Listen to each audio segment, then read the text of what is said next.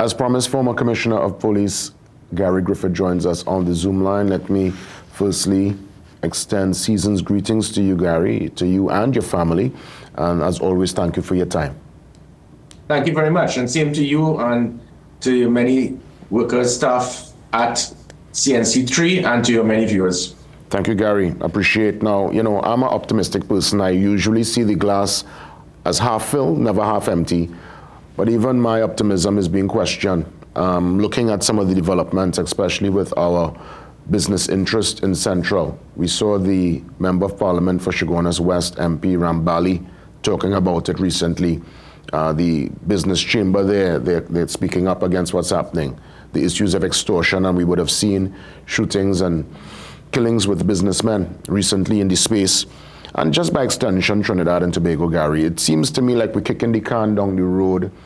And it seems like if the system is stacked against us, the law-abiding citizens, because every time criminals and those with criminal intent go before the system, either the case falling apart, evidence not forthcoming, you know, so many rights, and people, you've seen videos from jail where man dancing and life as per usual in the space. So I wonder, Gary, how could we change this conversation and really bring a more serious tone going into calendar year 2025?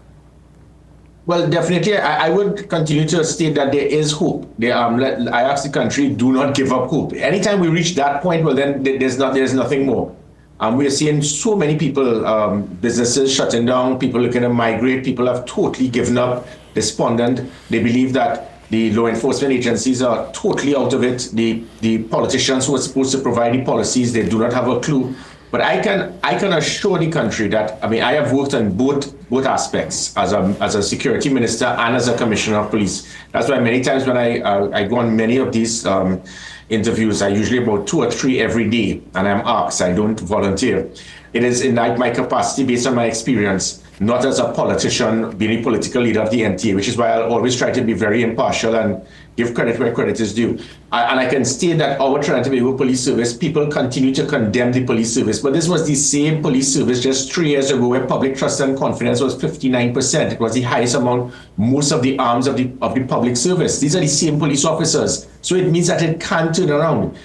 It is possible that you could go back to the 90s with New York City, NYPD, they were known as pigs. Within 2 years, they became America's finest. So based on policy, based on leadership, measuring performance, this can turn around within several months. But Mayor Giuliani went about it with an iron fist, and he started to weed out the corrupt officers and put them up on media, put their face and the name and embarrass them.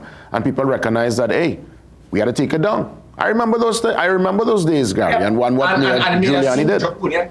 Anybody who has the political will, who has the gall and the testicular fortitude to do such in Trinidad, Gary? Well, I certainly did it as Commissioner of Police. I mean, you see, when you throw that 482, Gary, every police officer, not one of the 7,000 police officers will go in a roadblock and try to disrespect a female. You go in a police station and they do not do their job and say, no, you have to go in another station to make the report. Because they know within a few moments later, you'll be up on the 6th floor of the police admin building dealing with me personally. That immediately transformed the police service. These were the same officers. So it means it can be done. Police absenteeism in court. It was reduced by 83 to 91% in most divisions. And because that was a major aspect that caused crime to take place, because the officers every week, recently deceased ACP Prague, I put him specifically to deal with it, and every week officers were disciplined, officers were being suspended. Unless you do the same thing, if it is that you have a commissioner of police who is reluctant, who is trying to hide from the media, who is not accessible, who doesn't want to put those type of systems to make police officers accountable, to measure their performance, that is what's going to happen. The National Operations Center was a critical arm that caused the highest reduction in serious crime in 31 years in 2013 to 2015, and violent crime for 17 years just 3 years ago. That National Operations Center can be reignited.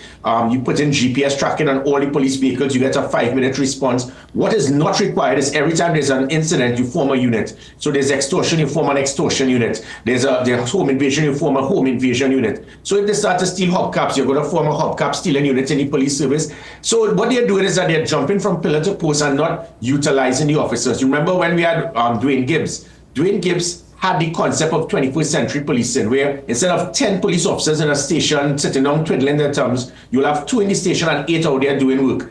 He got pushed back, and the UNC government at the time said, yeah, let's get rid of him and bring in Stephen Williams to go back to the same dinosaur type of policing.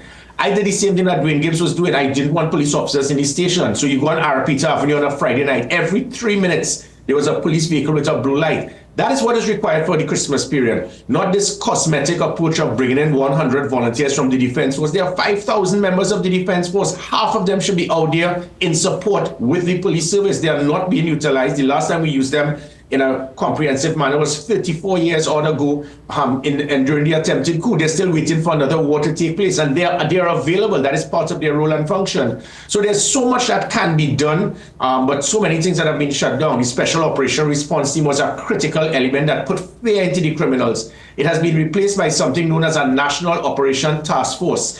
Has anyone ever heard about them in the last 3 years? SWAT was a household name. Their biggest achievement in the last 3 years was to arrest a lady for selling school books on the pavement.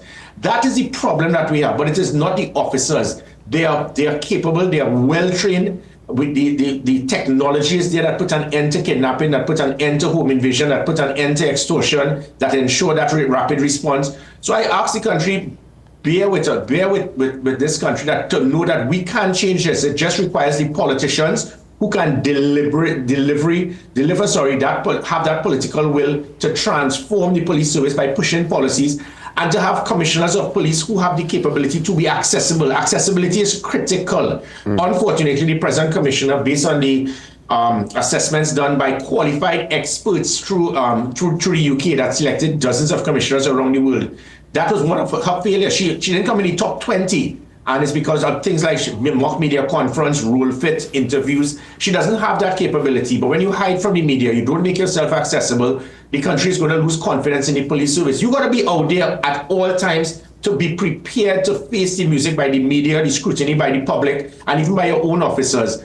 It requires leadership by example. But as I said, if you have a proper police service commission that will select persons, not based on what politicians may influence you to do, but select the right person, and you have a Minister of National Security who's driven to push policies that the law enforcement can implement, this can turn around in a few months. You know, at our core, I mean, and we live in this space, we are all Trinbagonians, we are patriots at the heart.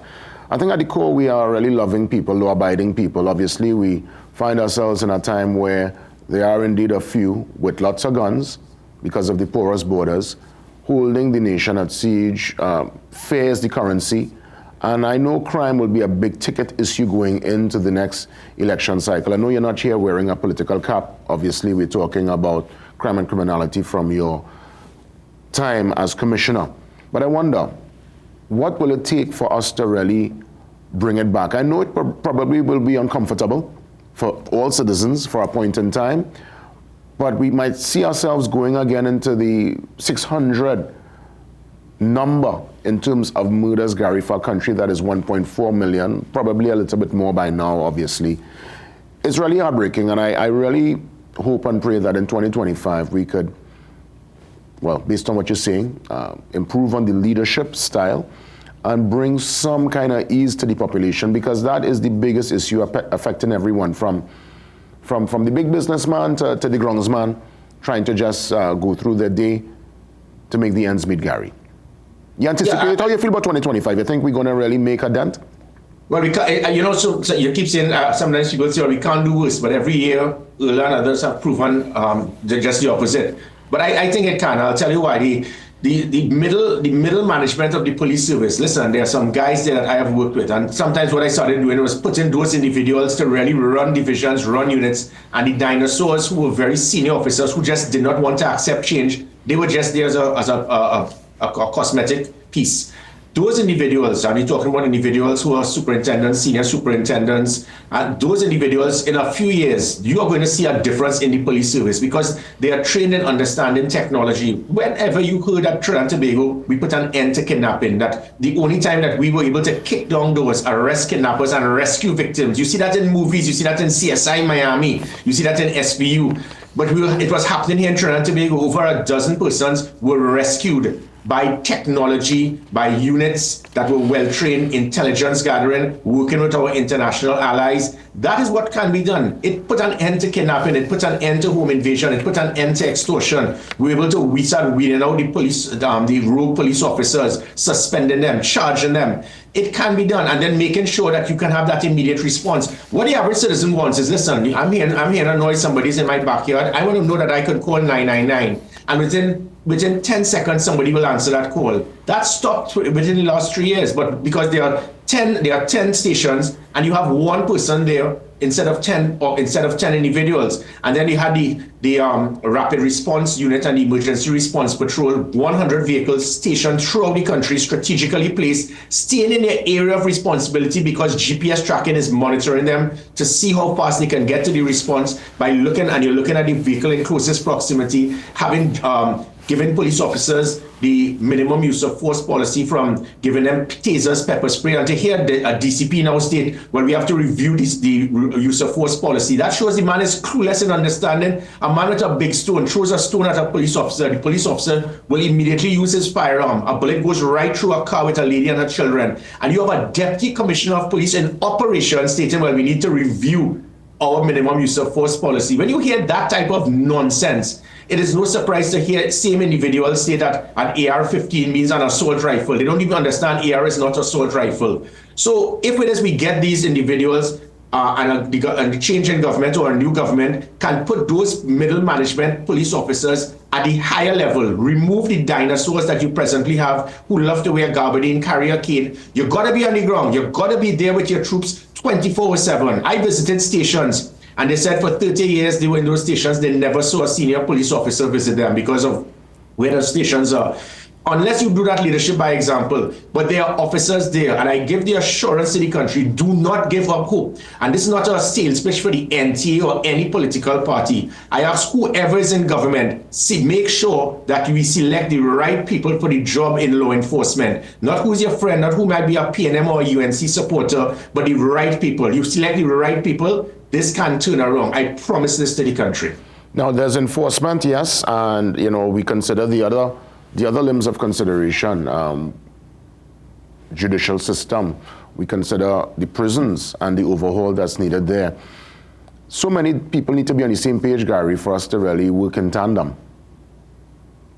Correct, and that is why in the Commission of Inquiry into the attempted coup, after in 2014, after we sat on it for several years, as the Minister of National Security then, I implemented half of the policies that the Commission of Inquiry recommended to prevent an attempted coup again, but to see what went wrong. And what it is exactly what you spoke about, lack of collaboration between different arms of the protective services. That is why we had the problem in 1990. One hand didn't know what the other was doing.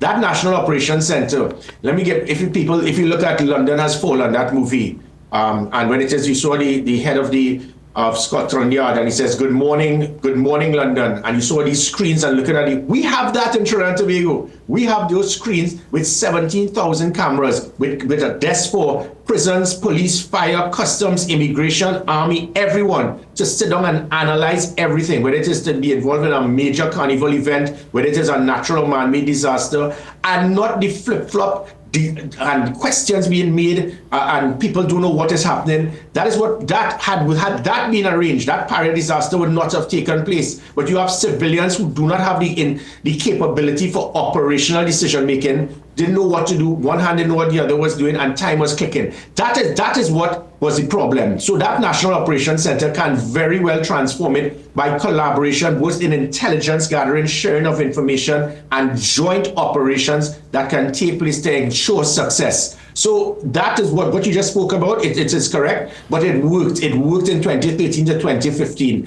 The country felt safer then.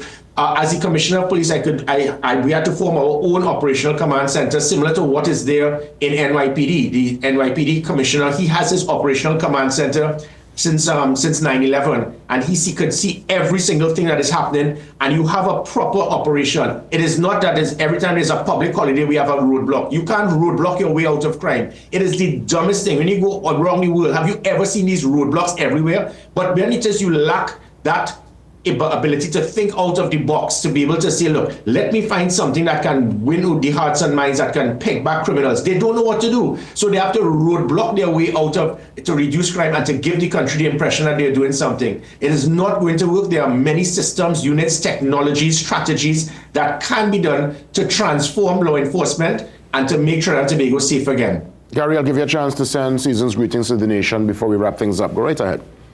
Yeah, and again, season's greetings to each and every one of you. It has been a very, very tough year for Trinidad and Tobago. But for those, there are so many of us who have lost loved ones during this period in 2024. My heart goes out to you. But again, to everyone, let us put one word. That word is hope. Hope that we can, not the political party hope, but hope that we can really transform Trinidad and Tobago. We can make Trinidad and Tobago a safer country. We can make it a better country.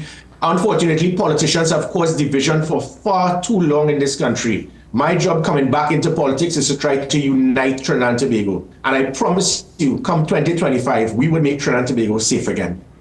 Gary Griffith, all the best. And as always, thanks for the time. We'll touch base soon, I'm sure. Take care.